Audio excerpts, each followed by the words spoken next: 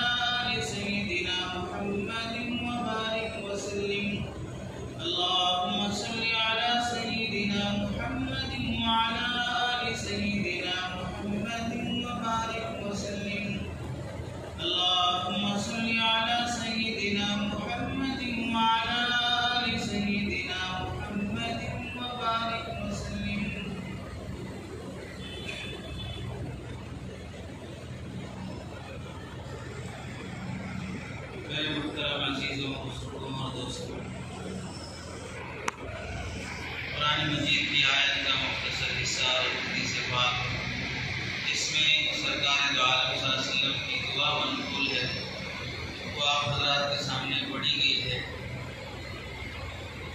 آیت کے اس مختصر حصے اور حدیث پاک کی روشنی میں جو بات آپ حضرات کے سامنے عرض کرنی ہے وہ گزشتہ جمعہ کے مضمون سے ہی متعلق ہے۔ گزشتہ جمعہ مسلمان کس طرح اپنی جان کی، اپنی مال کی، اپنی عزت کی اور اپنی بہو بیٹیوں کی عزت کی اور اپنی دین کی حفاظت کریں اور اس کے لیے جان بھی دینا پڑے، اور کبھی ملک کے امن کے خطرہ ہو، ملک میں اگر ہمارے ملک میں امن ختم ہوتا جا رہا ہو تو ملک کی حفاظت اور ملک میں امن باقی رکھنی پڑے، تو بھی شریعت کہتی ہے کہ وہ جان اپنی جان بچانے کے لیے جان لے لے تو اسے گناہ نہیں ہوگا۔ اپنی جان بچانا فرض ہے، اپنا مال بچانا فرض ہے، اپنی عزت بچانا فرض ہے اور اپنا دین بچانا فرض ہے۔ ہم آگے بڑھ کر کسی پر حملہ نہیں کریں گے، کسی کو پریشان نہیں کریں گے۔ شریعت بھی اس کی اجازت نہیں دیتی، ملک کا قانون بھی اس کی اجازت نہیں دیتا کہ تم ملک میں بدامنی پھیلاؤ، ملک کی عوام کو پریشان کرو، فرقہ واریت کو پھیلاؤ۔ اس کی ہرگز نہ شریعت اجازت دیتی ہے نہ انسانیت اسے گوارا کرتی ہے۔ قرآن مجید میں اللہ تبارک و تعالیٰ ارشاد فرماتے ہیں اتخشونہم، کیا تم لوگ ان دشمنوں سے ڈرتے ہو؟ کیا تم لوگ ان دشمنوں سے ڈرتے ہو جو اسلام کے دشمن ہیں، جو تمہارے دشمن ہیں؟ تم ان سے ڈرتے ہو؟ واللہ احق ان تخشوہ، اللہ اس بات کے زیادہ حقدار ہیں کہ تم اللہ سے ڈرتے ہو۔ تم اللہ سے ڈرنے کے بجائے تم اپنے دشمنوں سے ڈرنے لگے ہو، لیکن تمہارے دل میں اللہ کا ڈر پیدا کب ہوگا؟ واللہ احق ان تخشوہ ان کنتم مؤمنین، تمہارے دل میں اگر پکا ایمان ہے، تمہارا ایمان اگر مضبوط ہے تو پھر تم دشمنوں سے نہیں ڈرو گے، اللہ سے ڈرو گے۔ اور چوتھے پارے میں اللہ تبارک و تعالیٰ ارشاد فرماتے ہیں کہ جب صحابہ سے یہ کہا گیا کہ دشمنوں نے تمہارے لیے جنگ کے اور مارنے کے سامان تیار کر رکھے ہیں، تو یہ خبر سن کر صحابہ کی حالت کیا ہوتی تھی؟ فزادہم ایمانا، ان کا ایمان بڑھ جاتا تھا اور کہتے تھے قالوا حسبنا اللہ ونعم الوکیل، اور فرماتے جو ہونا ہے وہ ہوگا، ہم دیکھ لیں گے، اللہ ہمارا کارساز ہے، اللہ ہمارا بہترین وکیل ہے، بہترین نگران نگہبان ہے، جو ہونا ہے وہ دیکھ لیں گے۔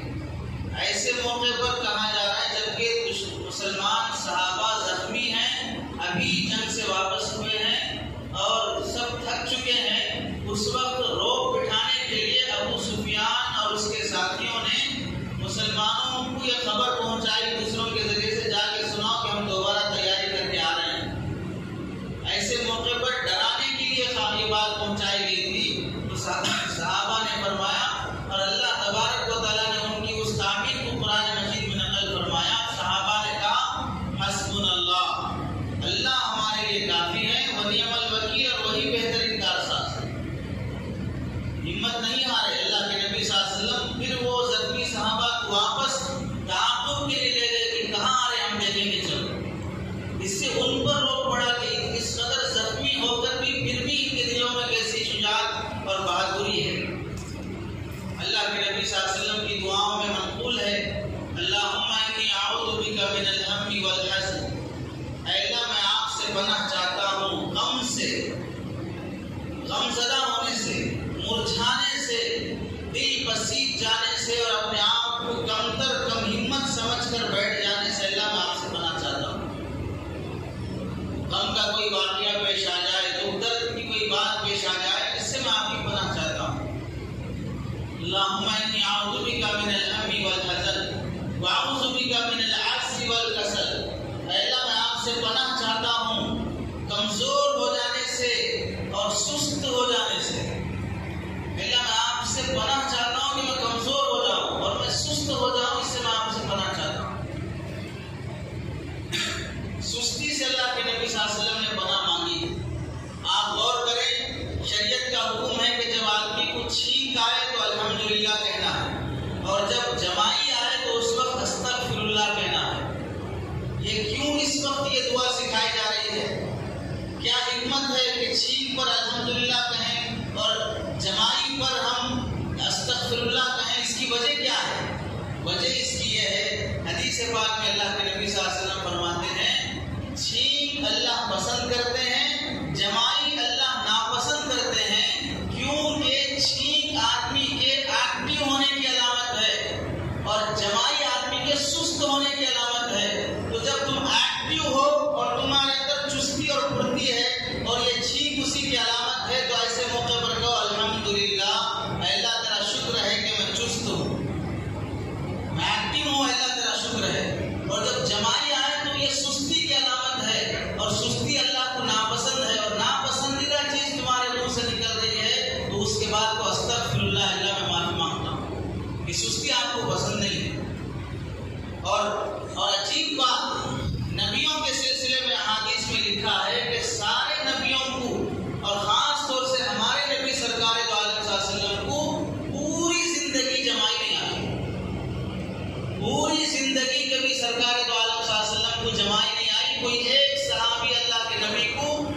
کھول کے جمائی لیتے ہوئے نہیں دیکھا ہے۔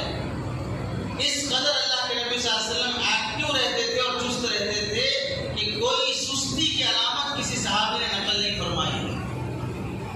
اسی واسطے نماز میں بھی اگر کسی کو جمائی آ جائے تو حکم یہ ہے کہ اس موقع پر تم استغفر اللہ تو نہیں کہہ سکتے کہ نماز میں تمہیں نماز کے اذکار، نماز کی صورتیں پڑھنا ہے، تو ایسے موقع پر تھوڑی دیر کے لیے دھیان لا لو کہ دیکھو جمائی نبیوں کو اور ہمارے نبی کو کبھی نہیں آئی، اور میں اللہ کے سامنے کھڑے ہو کر جو چیز اللہ کو ناپسند ہے وہ کر رہا ہوں اور جمائی لے رہا ہوں۔ اور خاص طور سے ہمارے نمازیوں کو دیکھو، رکعت باندھیں گے پہلے جمائی شروع ہوگی، ثنا بعد میں پڑھیں گے، جمائی پہلے لیں گے۔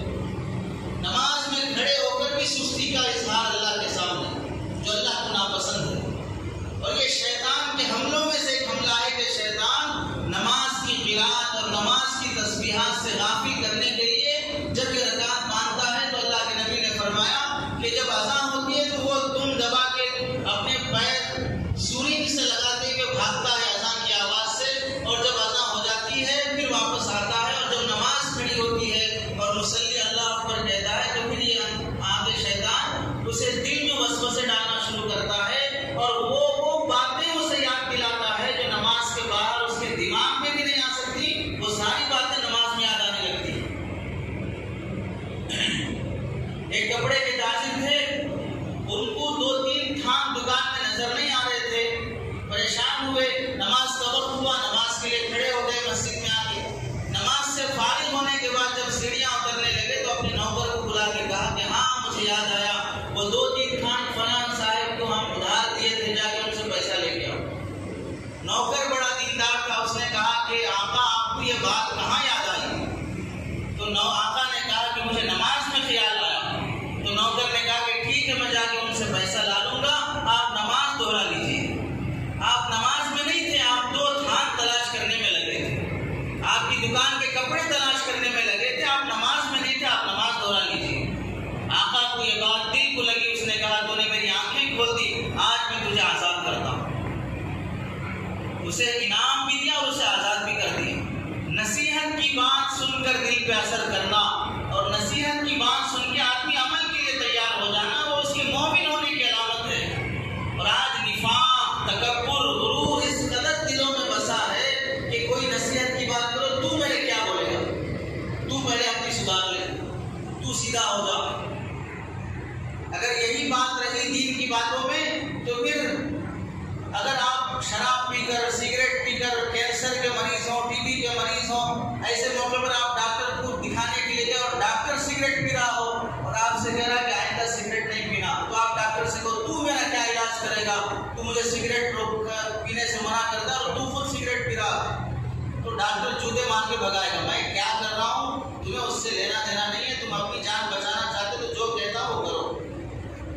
اور یہاں شریعت میں ویسا بھی نہیں ہے، شریعت میں حکم یہ ہے کہ تم جس بات کی دوسروں کو نصیحت کرتے ہو خود بھی عمل کرنے کی کوشش کرو، لیکن سامنے والے کو جب اسے نصیحت کی بات ملی تو اسے لینا چاہیے، اسے اپنے لیے اپنی خاطر سننا چاہیے۔ عام طور سے جمعہ کے بیانات کا اثر کم ہوتا اس واسطے جا رہا ہے کہ پبلک جمع ہے، ہر کوئی اس لیے سنتا ہے کہ سب کو بول رہے ہیں، میرے تھوڑی بول رہے ہیں، ہر کوئی اس نیت سے سن رہا ہو کہ سب کو بولا جا رہا ہے، پوری مسلمان قوم کو بولا جا رہا ہے، مجھے تھوڑے بول رہے ہیں، اس واسطے میں اکیلا کیوں سدھروں گا، میں اکیلا کیوں صحیح ہوں گا، میں اکیلا کیوں تقویٰ طہارت والا بنوں گا، سب بنیں گے پھر دیکھا جائے گا۔ اپنی ذات کی خاطر سننا، اپنی اصلاح کی خاطر سننا کہ میری خاطر میرے لیے کیا میسج ملے گا، میری کیا بیماری اندر ہے جس کا علاج اس جمعہ ہو جائے۔ اور دیکھو دنیا کی کسی قوم میں یہ نظام اور یہ سسٹم نہیں ہے جو جمعہ کا سسٹم ہے۔ آپ ہندوؤں کو دیکھ لو، یہودیوں کو دیکھ لو، عیسائیوں کو دیکھ لو، بدھسٹوں کو دیکھ لو، کسی مذہب والوں کو دیکھ لو کہ وہ ہر ویکلی وہ کسی ایک جگہ ان کی عبادت گاہ میں جمع ہوتے ہوں اور ان کے پجاری، ان کے پوپ، ان کے جو بھی بڑے ہیں، اور ان کے سامنے آدھا گھنٹہ ان کے مذہب کو ان کو سمجھایا جاتا ہو، مذہب کی تعلیم انہیں دی جاتی ہو، ہر ٹاپک کو عنوان بنا کر فوکس کر کے انہیں سکھایا جاتا ہو، کسی قوم میں نہیں ہے۔ اللہ کا کرم ہے کہ نبی پاک صلی اللہ علیہ وسلم کا عمل، صحابہ کا عمل ہمارے لیے نمونہ ہے کہ وہ اس زمانے سے لے کر اب تک ہر جمعہ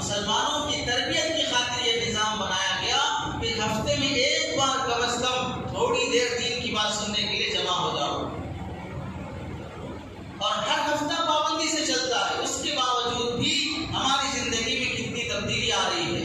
خدا نہ خواستہ یہ نظام اگر ختم ہو جائے گا کہ جمعہ میں ایک بار ان کی قوم کے رہبر انہیں دین کی باتیں سمجھائیں، انہیں جینے کا سلیقہ سکھائیں اور انہیں اللہ اور اس کے رسول کی تعلیمات سنائیں، یہ ختم ہو جائے تو مسلمان بدتر سے بدتر ہوتا چلا جائے. آج اس ذام میں کہ ہم پڑھے لکھے ہیں، ہم گریجویٹ ہیں، یہ سمجھ کر بھی ہماری جو کوتاہیاں چل رہی ہیں، ہماری جو لاپرواہیاں گزر رہی ہیں، اس پر یہ حالات آ رہے ہیں. اور اگر ہم اس سے اور بھی دور ہو جائیں گے تو پھر کیا منظر ہوگا وہ اللہ ہی بہتر جانتے ہیں. جمعہ کے ان بیانات کو اور جمعہ کے ان موضوعات کو جو علماء ٹارگٹ بنا کر قوم کی رہبری کی خاطر بولتے ہیں، انہیں عظمت سے سننا چاہیے، وقت پہ آنا چاہیے. کتنی مسجدیں ہیں ایسی جہاں پر خطیبوں کی یہ شکایت ہے کہ جمعہ بیان شروع ہوگا اتنے بجے، پبلک آئے گی اس سے 15-20 منٹ کے بعد جبکہ بیان ختم ہونے کو ہے.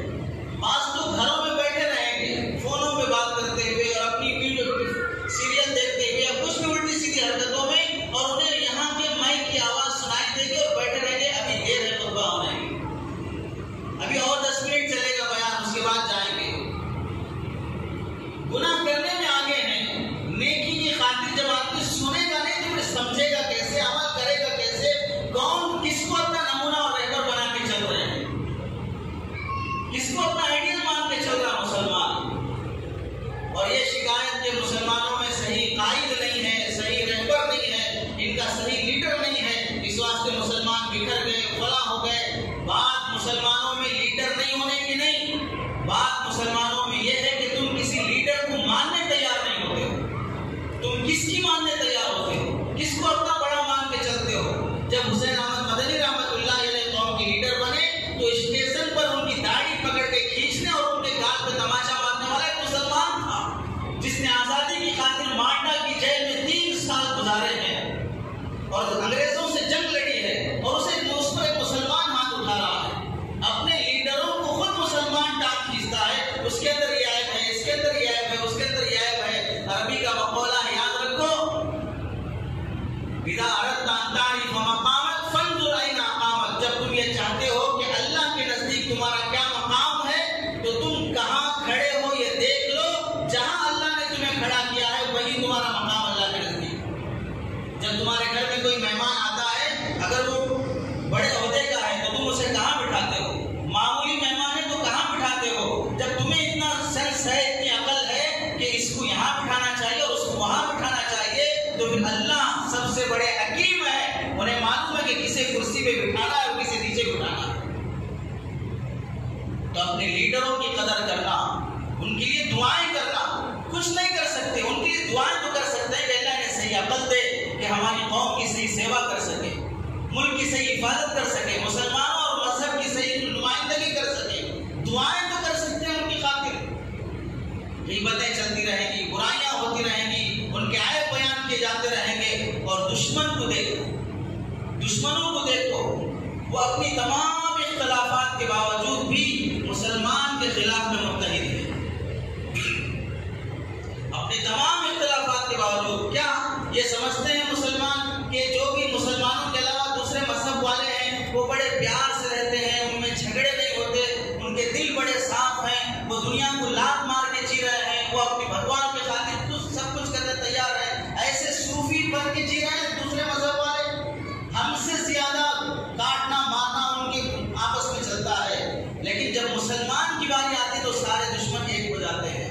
اور مسلمان ایک اللہ کے ماننے والے، ایک رسول کے ماننے والے، ایک کتاب کے ماننے والے، ایک قبرستان میں دفن ہونے والے کبھی اپنی مسلمان بھائی کی خاطر اسلام کی نسبت پر نہیں ملے گا، مسلکوں کی نسبت پر، بزنس کی نسبت پر، پراپرٹیوں کی نسبت پر. یہ مسلمان ہے، یہ اللہ کا ماننے والا ہے، ایک دن یہ جنت میں جائے گا. میرے بارے میں پتا نہیں کہ موت گلی میں پڑھائے یا کیا حال ہو. اس عظمت اور اس نیت سے ہم کتنا مسلمانوں کی چاہتے ہیں اور ان سے محبت کرتے ہیں.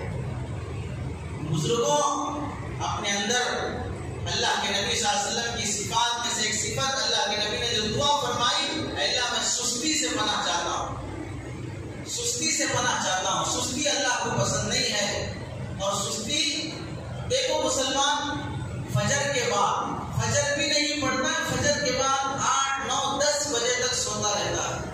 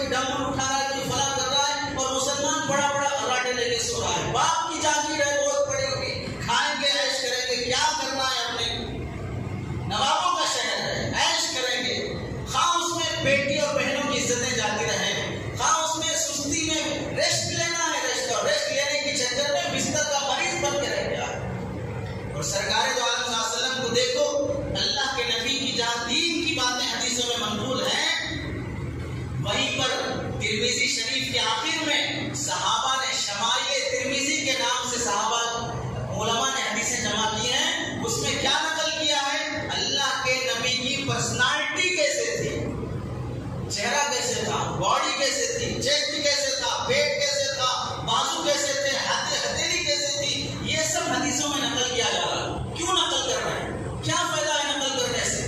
اس میں سبق یہ دینا ہے کہ اللہ کے نبی کا سینہ اور پیٹ ایسا تھا، مسلمان کوشش کرے ویسی پرسنالٹی بنانے کی۔ سوا البطن والصدر، پیٹ اور سینہ برابر تھا۔ ایک روایت میں کہ سینہ تھوڑا آگے تھا، پیٹ تھوڑا اندر تھا۔ اب کتنا چل کر کے سینہ آگے کر رہا ہے مسلمان۔ یہ اللہ کے نبی کو جو پرسنالٹی حدیثوں میں بتائی جا رہی ہے کہ مسلمان کو اس میں سبق ہے، ایسے رہو۔ تو کھا کھا کے اتنے پیٹ آگے آتے جا رہے ہیں، اگر صاحب کو بلائے تو پہلے پیٹ آئے گا، وہ بعد میں آئیں گے۔ اگر استقبال کرنے کے لیے اسٹیج پہ بلائیں گے تو پہلے جناب پیٹ دعوت برکاتہم آئیں گے، اس کے بعد وہ صاحب آئیں گے، پہلے پیٹ کو بھیجیں گے اندر۔ مسلمانوں کو کیسے رہنا سکھایا گیا، سستی سے منع کیا گیا، پناہ مانگی گئی ہے سستی سے۔ آگے اللہ کے نبی صلی اللہ علیہ وسلم نے دعا فرمائی، اے اللہ میں آپ سے من الجبن والبخل، بزدل بننے سے منع چاہتا ہوں اور بخیل بننے سے منع چاہتا ہوں۔ بزدلی ہرگز پسند نہیں ہے۔ صحابہ فرماتے ہیں ہم نے نبی پاک صلی اللہ علیہ وسلم کے ساتھ جتنی جنگیں لڑی ہیں، ہر جنگ میں ہم نبی کو دیکھتے تھے کہ دشمن سے بہت قریب رہتے تھے، اور کبھی دشمن ہمیں گھیر لیتے تو ہم اپنی جان بچانے کے لیے نبی کے پیچھے آ جاتے تھے۔ کیوں؟ ہمیں معلوم تھا کہ ہمارا نبی سب سے بڑا بہادر ہے۔ ہم نبی کو دشمن سے بہت قریب دیکھتے تھے۔ اللہ کے نبی صلی اللہ علیہ وسلم کے پاس ایک جنگ سے واپسی کے موقع پر صحابہ کو تقسیم کر دیا کہ سب جگہ فلاں فلاں درخت کے نیچے مل کے لیٹو، اور اللہ کے نبی اکیلے درخت کے نیچے لیٹے۔ ایک دشمن آیا، اکیلے دیکھ کر تلوار لٹکی ہوئی تھی، وہ تلوار اٹھا لیا اور وہ نیام سے نکال کے اللہ کے نبی صلی اللہ علیہ وسلم لیٹے ہیں، آواز دینے لگا ہے محمد۔ اللہ کے نبی نے اٹھ کے دیکھا تو تلوار ہاتھ میں، سامنے دشمن کھڑا ہے۔ اللہ کے نبی کھڑے ہو گئے، پوچھنے لگا تجھے کون بچائے گا، تجھے مجھ سے کون بچائے گا؟ اللہ کے نبی صلی اللہ علیہ وسلم کے جسم پر کوئی کبھی کوئی ڈر، کوئی خوف، کوئی چیز نہیں۔ بڑے اطمینان سے اللہ کے نبی نے کیا کہا؟ اللہ مجھے بچائے گا۔ یہ جملہ جب اللہ کے نبی سے کی زبان سے نکلا، اس کے جسم میں کبھی آ گئے اور تلوار ہاتھ سے چھوٹی اور نیچے گر گئی۔ اللہ کے نبی نے تلوار اٹھائی اور کہا کہ اب بتا تجھے مجھ سے کون بچائے گا؟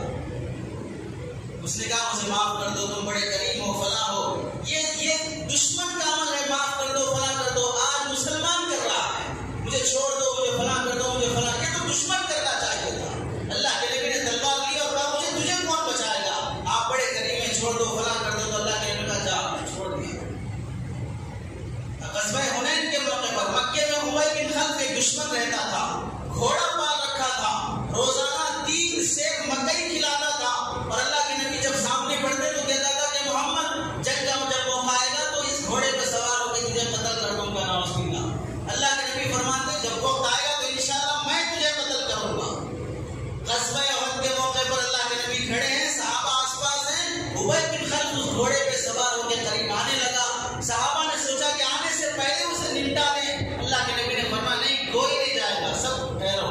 بعض حضرت حارث بن سما رضی اللہ عنہ تھے، ان کے ہاتھ میں نیزہ تھا، وہ نیزہ لیا، جب وہ قریب آیا تو نیزے سے اس کے گردن پہ وار کیا، ہلکی سی خراش آئی، اتنا چیخنے چلانے لگا کہ اپنی قوم تک پہنچتے ہوئے کئی بار گھوڑے سے گرا اور اپنی قوم سے کہنے لگا محمد نے صرف مجھے زخم پہنچایا ہے، اگر وہ مجھ پر تھوک بھی دیتے تو میں مر جاتا، اور میرے اس زخم کا درد اتنا ہے کہ اگر پورے مکہ کے لوگوں پہ تقسیم کر دیا جائے، اس درد کی تکلیف سے سب مر جائیں گے۔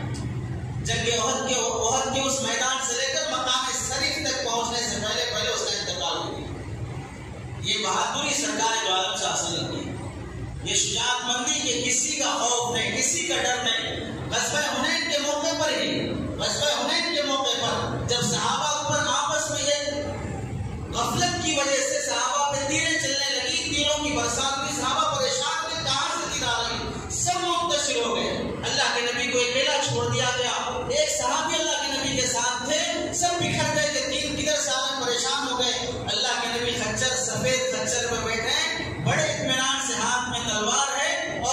کے نغمے میں آگے بڑھتے ہوئے کہہ رہے ہیں انا النبی لا کذب وانا ابن عبد المطلب، میں سچا نبی ہوں اور میں عبد المطلب کی اولاد ہوں، آؤ کون آتا ہے دیکھتے ہیں۔ سب بکھر گئے صحابہ۔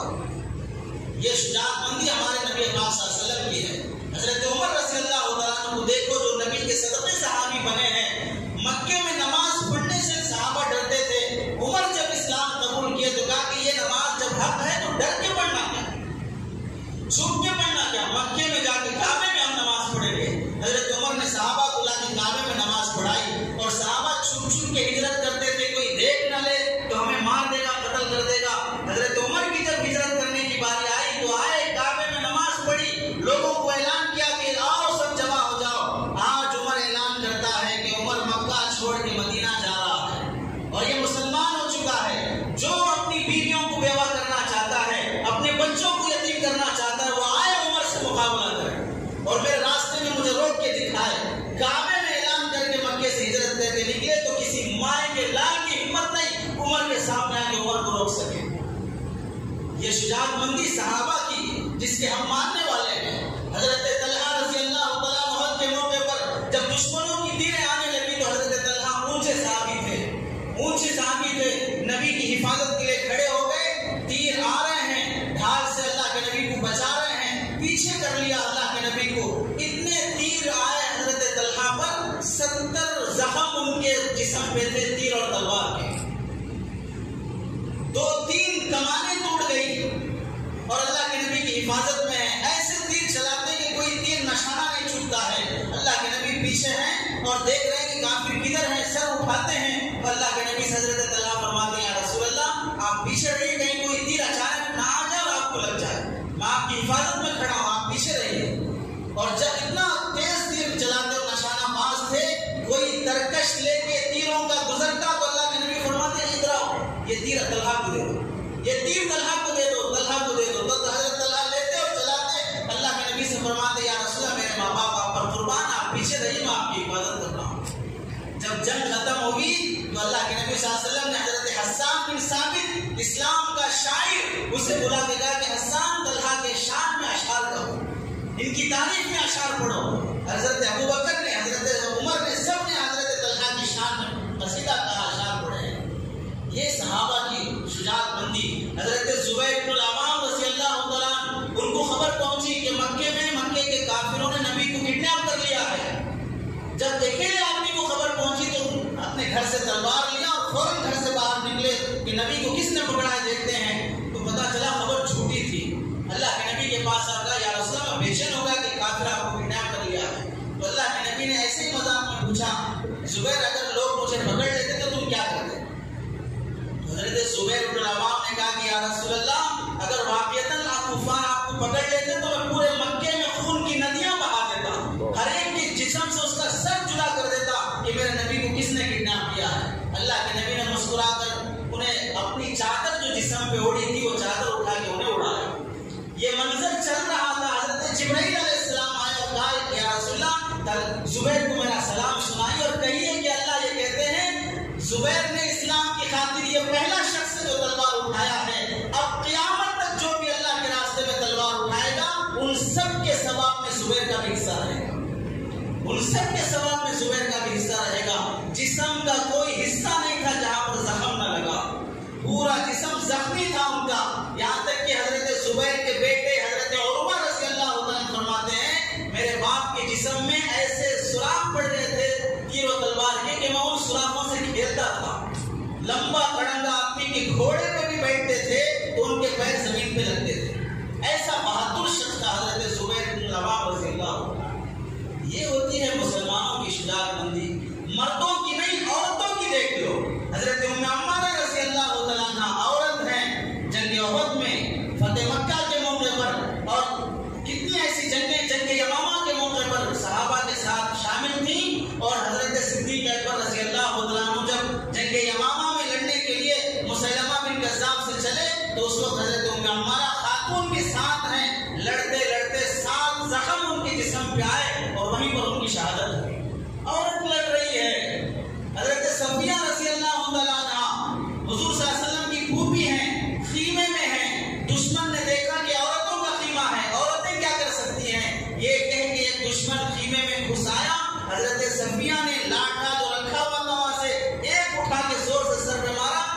بھیڑ سے ہو گیا وہیں گر گیا، دھڑام سے وہیں گر کے مر گیا۔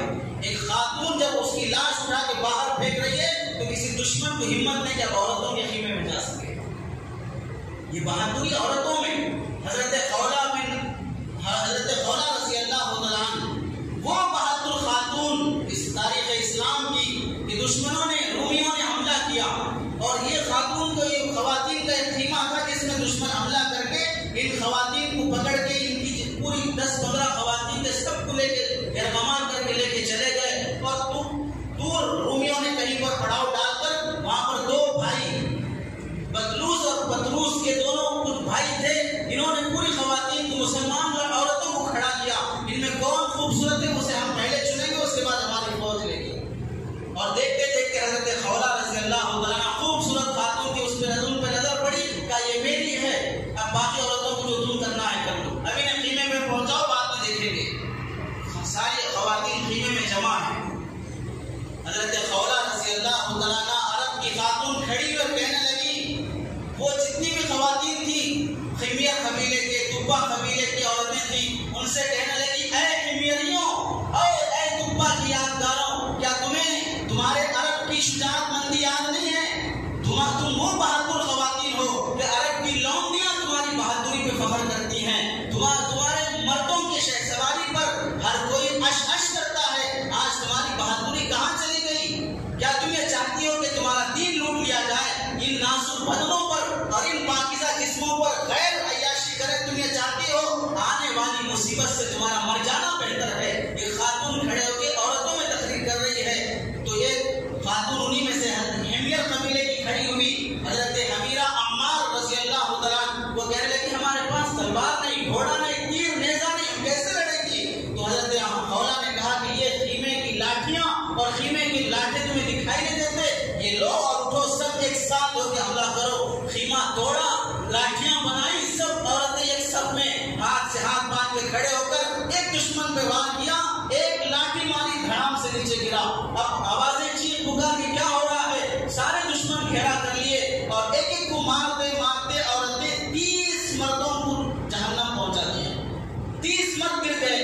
ادھر حضرت خالد بن ولید رضی اللہ عنہ کو پتا چلا کہ ہماری عورتوں کو پکڑ لیا گیا ہے، فوج بھیجی، ادھر خواتین تیر و تلوار کے مقابلے میں لاٹھیوں سے لڑ رہی ہیں، اور وہ جو پطروس جو قبیلے کا بڑا شخص تھا دشمن، وہ کہنے لگا خولہ اپنی جان کو ہلاکت میں نہ ڈال، میں عیسائیوں کا وہ شخص ہوں کہ عیسائی عورتیں میرے لیے ترستی ہیں، میں تجھے اپنانا چاہتا ہوں۔ تو حضرت خولہ نے کہا کہ ارے غدار اور کافر اور فاسق و فاجر کی اولاد، تو میری برابری کا دعویٰ کرتا ہے، اگر تو میرا نوکر بن کے بکریاں چرانے کے لیے بھی آئے گا تو میں تجھے رکھنے کا وعدہ نہیں کرتی، تو مجھ سے شادی کرنا چاہتا ہے، میں تجھے اپنے گھر کا نوکر بھی بنانا گوارا نہیں کرتی ہوں۔ اور لڑتے لڑتے انہوں نے 30 آدمیوں کو جہنم پہنچایا۔ حضرت خالد بن ولید کا لشکر آ کے باقی سب کو تلواروں سے ختم کیا۔ یہ خواتین کی بہادری ہے، اور آج مرد بھی اتنا بزدل بنتا جا رہا ہے، بیوٹی پارلر سے فرصت نہیں ہماری لڑکیوں کو، سیریل سے فرصت نہیں ہماری لڑکیوں کو، یہ کہاں سے بہادر بچوں کو جنم دے گی، یہ کہاں سے شجاعت مند اور لڑکوں کو جنم دے گی؟ آج بھی امت حضرت معاذ، حضرت معاویہ، حضرت یہ بڑے بڑے صحابہ اور شجاعت مند بچے 8 سال 9 سال کے بچے، وہ بہادری و شجاعت مندی ابو جہل کو ختم کرنے والے کون تھے؟ 8-9 سال کے بچے ایسی بہادری کی نبی کی شان میں گستاخی کرتا ہے، ہم اسے نہیں چھوڑیں گے۔ مسلمانوں، سب سے پہلی چیز اپنے اندر ہمت پیدا کرو۔ وجہ یہ ہے کہ جب کوئی قوم ڈر جاتی ہے، ہمت ہار جاتی ہے تو کچھ نہیں کر سکتی، کچھ نہیں کر سکتی۔ اسی واسطے بعض لوگ کراٹے سیکھتے ہیں، یوں مارو، یوں پنچ چلاؤ، یہ اپر پنچ، یہ مڈل پنچ، یہ لوور پنچ، یہ سب پنچ کریں گے، جب لڑنے کی بات آئیں گے تو گلے ملتے رہیں گے۔ وہ سارا پنچ چلا گیا، سب بھول گئے، وہ پھر گلے مل رہے ہیں۔ گلے ملنے کے مطلب مارنا ہی بھول گئے، اس وقت کیسے ہاتھ چلانا نہیں معلوم ہو رہا ہے۔ ڈر پیدا ہو گیا تو آدمی کو کوئی فن یاد نہیں رہتا ہے، ڈر آ گیا تو کوئی فن یاد نہیں رہتا ہے۔ تم کیسی شجاعت مند قوم ہو، پوچھو ہندوستان کی ہر تاریخ گاہ سے کہ چار مینار کس نے بنایا، قطب مینار کس نے بنایا، لال قلعہ کس نے بنایا، تاج محل کس نے بنایا۔ ہندوستان کی تاریخ گاہیں تمہاری گواہی دیتے ہیں کہ تم کوئی معمولی قوم نہیں ہو، دریاؤں کا رخ موڑنے والے تم ہو، ہواؤں کا کبھی ہار ماننا گوارا نہیں کیا ہے، جانے قربان کر دیا اور بزدل بن کے جی رہا مسلمان۔ ملک کا امن ختم ہو رہا ہے، ملک میں خوف پھیلتا جا رہا ہے، اور ملک کے اندر ایک طرح کے قانون اور جمہوریت کا ناس ہوتا جا رہا ہو، اور مسلمانوں پہ حملے ہوتے جا رہے ہیں، اور مسلمان ہاتھ جوڑ کے معافی مانگ کے بھیک مانگ کے مر رہا ہے زندگی کی۔ جینا اسی کو، جینے کا حق اسی کو ہے جو مرنے کے لیے تیار ہے۔ جسے مرنے کا ڈھنگ نہیں آتا، جو مرنے کے لیے تیار نہیں ہوتا ہے، اسے جینے کا سلیقہ بھی نہیں آتا ہے۔ روز بروز ڈر ڈر کے مرنا، یہ کیسی زندگی ہے؟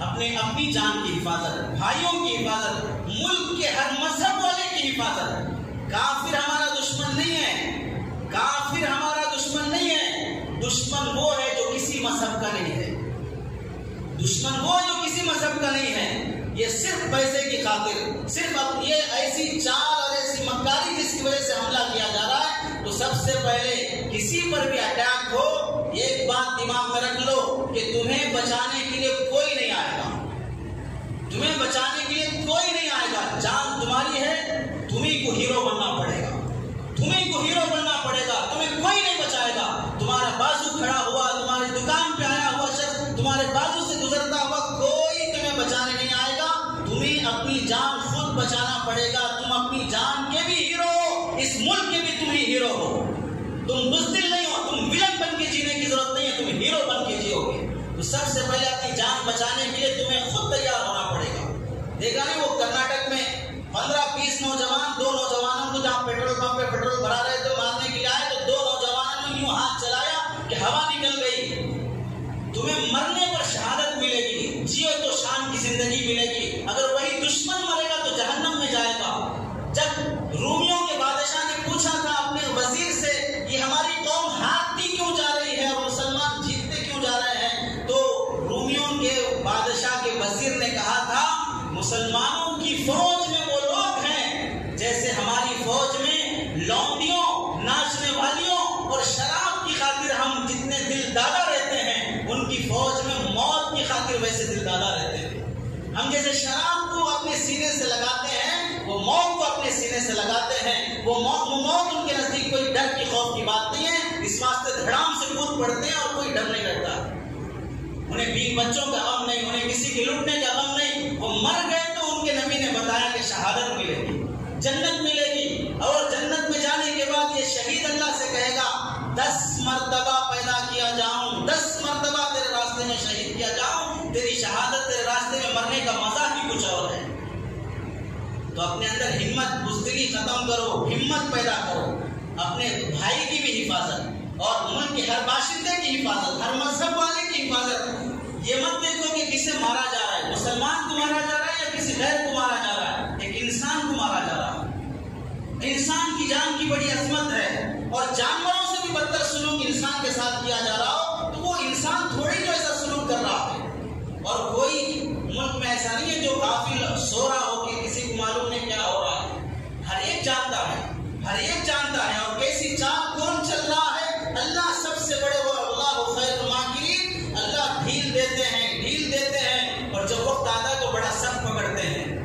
تو بزرگوں اپنے اندر ہمت پیدا کرو، اور اگر یہ سوچو کہ جو ہونا ہے ہونے تو میرے کیا کرنا ہے، میرا تھوڑی مسئلہ ہے، فلاں ہے، تو پھر ایک صاحب نے لکھا ہے ایسے ہی سمجھانے کے لیے ایک واقعہ، ایک گھر میں ایک خاتون اپنے تھیلے سے کچھ سامان نکال رہی تھی، تو چوہے نے دیکھا کہ کچھ کھانے کا آئٹم نکل رہا، تو اتنے میں دیکھا چوہا دانی نکلی اندر باہر سے، تو اب یہ چوہا ڈر گیا، کبھی چوہا دانی آ گئی گھر میں، اب میں کبھی نہ کبھی اس میں پھنس جاؤں گا۔ پریشان ہو کر وہ گھر میں جو اور دوسری فیملی رہتی تھی، کبوتر، مرغ اور بکری، یہ 3 رہتے تھے۔ چوہا کبوتر کے پاس جا کے کہا کہ چوہا دانی آ گئی، میں پریشان ہوں، کسی کوئی آئیڈیا نکالو کہ میری جان بچ جائے۔ تو کبوتر نے کہا کہ چوہا دانی آئے تو تیرے کو پریشان ہونا چاہیے، میرے کیا پریشانی، تو دیکھ اپنی۔ وہاں سے مایوس مرغی کے پاس گیا، مرغ نے کہا کہ میرے کیا وہ اتنی چھوٹی چوہے دانی میں اتنا بڑا ہوں، تھوڑے ہی پھنسوں گا، تو اپنی جان کی فکر کر۔ بکری کے پاس گیا چوہا، تو بکری نے کہا کہ میں تو اندر آتا ہی نہیں، مجھے کیا لینا دینا چوہے سے، وہ چوہے دانی سے۔ آخر جب رات میں چوہا پکڑنے کے لیے اس نے چوہا دانی رکھی، تو چوہا دانی میں چوہا پڑنے کے بجائے سانپ پڑ گیا۔ عورت کو اندھیرے میں نظر نہیں آیا کہ چوہا ہے کہ چوہدانی باہر لا کے پھینکنے کے لیے چوہدانی میں ہاتھ ڈالی، سانپ نے ہاتھ کاٹ لیا، اسی درد اور تکلیف میں چوہدانی پھینک دی۔ اب حکیم صاحب کے پاس علاج کرانے کے لیے آئے تو حکیم صاحب نے علاج کرتے ہوئے کہا اگر صحیح ہونا ہے تو اسے روز کبوتر کا شوربہ پلاؤ، اسے کبوتر کا شوربہ پلاؤ۔ تو اب شوہر لایا بیوی کو علاج کرنے کے لیے گھر پہ رکھا، پہلا کبوتر کٹا بیوی کی خاطر۔ اب رشتہ داروں کو پتا چلا کہ فلاں ہمارے رشتہ دار کو سانپ کاٹ لیا ہے، تو عیادت کے لیے لوگ آ گئے۔ اب لوگ جب عیادت کے لیے آئے تو کھانا کھلانے کے لیے مرغ کٹ گیا، علاج نہیں ہوا، اللہ نے موت مقدر میں رکھی تھی، وہ انتقال ہو گئی۔ جنازہ دیکھنے کے لیے پورے گاؤں رشتہ دار کے لوگ جمع ہو گئے، ان سب کو کھلانے کے لیے بکرا کٹ گیا اور چوہا دور سے کھڑا ہوا یہ سب منظر دیکھتا رہا اور اس نے کہا جو دوسرے بھائی کی مصیبت کو مصیبت نہیں سمجھتا وہ ایسے ہی کٹتے جاتا ہے۔ آج تمہارے گھر سے کوئی بیٹی چلی گئی، آج تمہارا کوئی بھائی مر گیا، آج تمہارا کوئی محلے کا مر گیا اور تمہیں کوئی احساس نہیں ہے تو سمجھو یہ آگ تمہارے گھر تک بھی پہنچنے والی ہے، یہ آگ تمہارے گھر تک بھی پہنچنے والی ہے۔ اس واسطے جیسے اپنی جان کی قدر کرتے ہو ایسے ہی اپنے بھائی کی بھی جان کی فکر کرو، محلے کے ہر نوجوان کی جان کی فکر کرو۔ اور نوجوانوں یہ زیادہ الٹی سیدھی حرکتیں کرنے کے بجائے اپنے کو بنانے کی فکر کرو، اپنی پرسنالٹی بناؤ، تقویٰ تعلق مع اللہ بناؤ، اللہ کا ڈر پیدا کرو تو مخلوق کا ڈر نکل جائے گا۔ جب تم اللہ سے نڈر ہو جاؤ گے تو چوہے بلی سے بھی ڈرنا تمہیں پڑے گا، دشمن معمولی کمزور دشمن سے بھی تمہیں ڈرنا پڑے گا۔ اور یاد رکھو تمہارا دشمن بہت بزدل ہے، تمہارا دشمن بہت بزدل ہے، اکیلا ہرگز تمہارا مقابلہ کرنے کے لیے نہیں آ سکتا، وہ تمہیں اکیلا دیکھ کے حملہ کرتا ہے، وہ تمہیں نہتا اور خالی ہاتھ دیکھ کر وہ ہتھیاروں سے لیس ہو کے حملہ کرتا ہے، یہ خود اس کے بزدل ہونے کی علامت ہے۔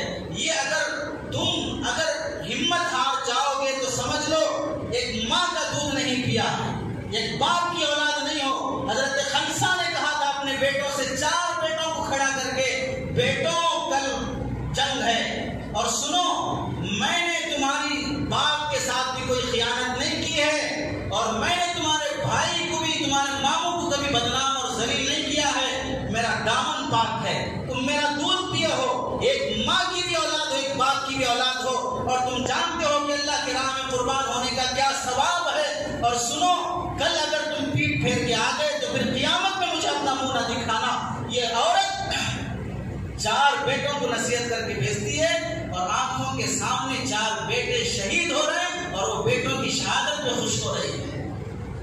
یہ عورتوں کے جذبے آج مرد بزدل بنتے جا رہے ہیں، مرد بزدل بنتے جا رہے ہیں اور جو تھوڑی بہت طاقت ہے وہ اپنے بھائی کو مارنے میں لگا رہے ہیں، اپنے رشتہ دار کو مارنے میں لگا رہے ہیں، اپنے پڑوسی کو مارنے میں لگا رہے ہیں۔ تو بزرگوں مسلکی اختلاف ختم کرو، جائیداد کا اختلاف ختم کرو، بزنس اور پارٹنرشپ کے اختلاف ختم کرو۔ جب جان پہ آ پڑی ہے سر ہی نہ رہے گا تو سجدے کون کرے گا، ہاتھ ہی نہیں رہیں گے تو رفع یدین کون کرے گا۔ ان مسئلوں میں ان جھگڑوں میں پڑے رہتے ہو کہ فلاں کا ہے وہ فلاں کا ہے وہ فلاں کا ہے۔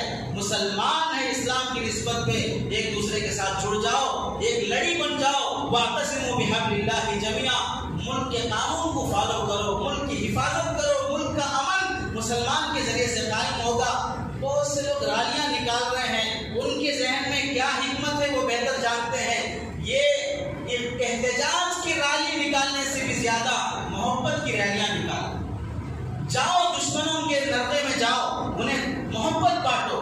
جہاں تم دکانوں پہ رہتے ہو، آفسوں میں رہتے ہو، بازو تمہارا غیر مسلم ہے اس کے ڈھنگ سے بات نہیں کرتے، تمہارا پارٹنرشپ غیر مسلم ہے اس کا حق ادا نہیں کرتے، تمہاری دکان پہ غیر مسلم آ رہا ہے اسے ڈھنگ سے بات نہیں کرتے۔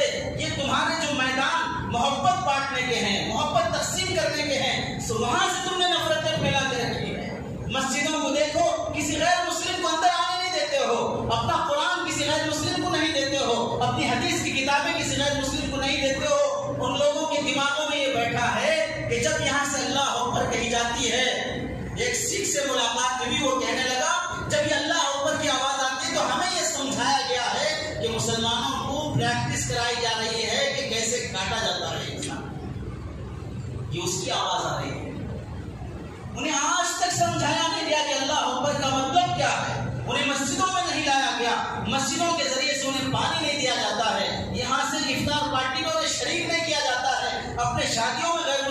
دعوت نہیں دی جاتی ہے، میلاد النبی کے جلسوں میں انہیں بلانا کوئی اہمیت ہی نہیں رکھتا ہے، ایسا مسلمان تنگ نظر ہو کیجیے گا تو نفرت کیوں نہیں پھیلے گی؟ تم نے شاید دیکھا ہوگا 10-11 سال کے بچے ایک 15-20 سال کے نوجوان کو کلہاڑی لے کے مار رہے ہیں، یہ 10-12 سال کے بچوں میں اتنی نفرت کیسے پیدا ہو گئی؟ اتنی نفرت کہ اپنے ہاتھوں سے قتل کر دینا ایک انسان کو نہیں، ایک جانور کو نہیں، ایک انسان کو مارا جا رہا۔ یہ نفرت بڑی پلاننگ سے بنائی گئی ہے، تو تمہیں بھی بڑی پلاننگ سے ملک میں محبت عام کرنا پڑے گا، کیونکہ گندگی کو گندگی سے پاک نہیں کیا جا سکتا، گندگی کو پاکی سے پاک کیا جاتا ہے۔ تمہارے کپڑے پہ نجاست لگ جائے، غلاظت لگ جائے تو تم اسے پیشاب سے نہیں دھوتے ہو، پانی سے دھوتے ہو۔ ایسے ملک کی نفرت کو تمہیں محبت سے ختم کرنا پڑے گا۔ اس واسطے تمہاری آفسوں میں، تمہاری دکانوں پر، تمہارے مارکیٹوں میں جو بھی غیر مسلم بھائی رہتا ہے اس کے لیے محبت سے پیش آؤ، اخلاق سے پیش آؤ۔ اسلام جو تمہیں سکھاتا ہے اخلاق، وہ اخلاق اس کے سامنے پیش کرو، اس کے دکھ درد میں شریک ہو جاؤ، ہاسپٹل چلے جاؤ، جو بیمار ہیں ان کی عیادت کرو، انہیں کچھ فروٹس پہنچاؤ، انہیں کچھ گولیاں دوائیاں پہنچاؤ۔ جب یہ محبت کا ماحول تم قائم کرو گے تو ملک بڑے سکون سے چلے گا۔ ہم مذہب کی بات نہیں کر رہے اپنے مذہب کو بچاؤ، دوسرے مذہب والوں کو مارو، ہم یہ کہہ رہے ہیں ملک کی حفاظت کرو، ملک کی حفاظت کرو۔ ملک کی حفاظت امن سے ہے، اور کدھر سے بھی بدامنی پھیلے گی تو ملک کا امن ختم ہو جائے گا۔ اللہ سے دعا ہے کہ اللہ تعالی ہم سب کو امن کی توفیق نصیب فرمائے۔ وآخر دعوانا الحمدللہ رب